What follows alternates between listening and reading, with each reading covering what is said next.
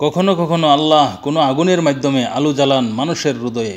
পাহাড়ের ডালে একাকী এক যাত্রা, দূর পাহাড়ে জ্বলে ওঠা রহস্যময় আগুন, আর সেই আগুনের আলোর মধ্যেই ঘটে যায় ইতিহাসের এক অলৌকিক মুহূর্ত, যেখানে মানুষ কথা বলে সরাসরি তার সৃষ্টিকর্তার সঙ্গে। এভাবেই নবুয়তের পথিক হজরত মুসা আলাইহিস সালাম প্রথমবারের মতো শুনতে পান আল্লাহর বাণী।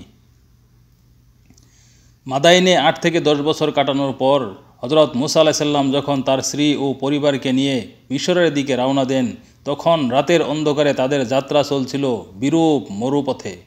হঠাৎ তিনি দেখতে পান দূরের এক পাহাড়ে, তুর পাহাড়ে একটি আগুন জ্বলছে। তিনি তার পরিবারকে বললেন, তোমরা এখানে অপেক্ষা করো, আমি হয়তো আগুন থেকে কোনো সংবাদ বা উষ্ণ আগুনের আঙ্গার নিয়ে আসতে পারি। সূরা তাহা আয়াত ১০। পাহাড়ে আগুন, কিন্তু সেটা ছিল আলোর উৎস। যখন তিনি আগুনের নিকট পৌঁছালেন, তখন হঠাৎ এক বিস্ময়কর ঘটনা ঘটে। তিনি শুনতে পান, হে মুসা, আমি তোমার রব, তোমার জুতা খুলে ফেলো, তুমি তোয়াব নামক পবিত্র উপত্যকায় রয়েছ। সূরা তাহা আয়াত ১১ থেকে ১২।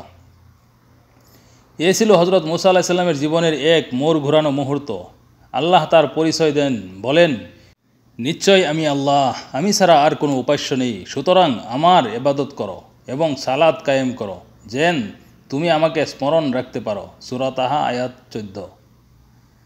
নবুয়তের প্রস্তুতি ও অলৌকিকতা। আল্লাহ তাকে ২টি অলৌকিক নিদর্শন প্রদান করেন। নাম্বার ১, তার লাঠি সাপে পরিণত হয়। নাম্বার ২, তার হাত বগলে রেখে বের করলে তা ঝলমলে উজ্জ্বল হয়ে ওঠে। আল্লাহ বলেন, এগুলো হলো আমার পক্ষ থেকে নিদর্শন, যেন তুমি ফেরাউন ও তার কওমের কাছে গিয়ে আমার বার্তা পৌঁছাতে পারো। সূরা তাহা আয়াত ২২ থেকে ২৩। এরপর আল্লাহ স্পষ্টভাবে নির্দেশ দেন, তুমি ফেরাউনের কাছে যাও, সে সীমালঙ্ঘন করেছে। সূরা তাহা আয়াত ২৪। মুসা আলাইহিস সালাম ভীত হন। অতীতে ঘটে যাওয়া অনিচ্ছাকৃত হত্যাকাণ্ড তার মনে পড়ে যায়। তিনি বলেন, হে আমার রব, আমি তো একজনকে হত্যা করেছি, তাই ভয় করছি তারা আমাকে মেরে ফেলবে। সূরা কাসাস আয়াত ৩৩।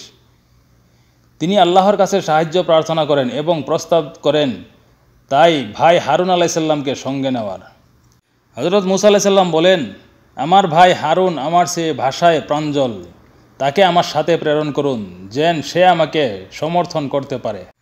আল্লাহ তা কবুল করেন এবং ঘোষণা দেন, আমি তোমাদের উভয়কে শক্তি দান করব ও নিদর্শন সহ পাঠাবো, কেউ তোমাদের স্পর্শও করতে পারবে না। সূরা কাসাস আয়াত ৩৫।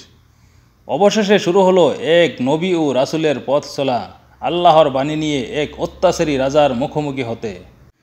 তুর পাহাড়ে শুরু হয়েছিল যে আলোকিত যাত্রা, তা আর থেমে থাকেননি। অজানা এক আগুনের খুঁজে গিয়ে তিনি পেলেন ওহির আলো, নবুয়তের সনদ আর এক বিশ্বজনীন দায়িত্ব। আমার আজকের প্রশ্নটি হলো, হজরত মুসা আলাইহিস সালামের কাছে আল্লাহ প্রথম কোথায় কথা বলেছিলেন?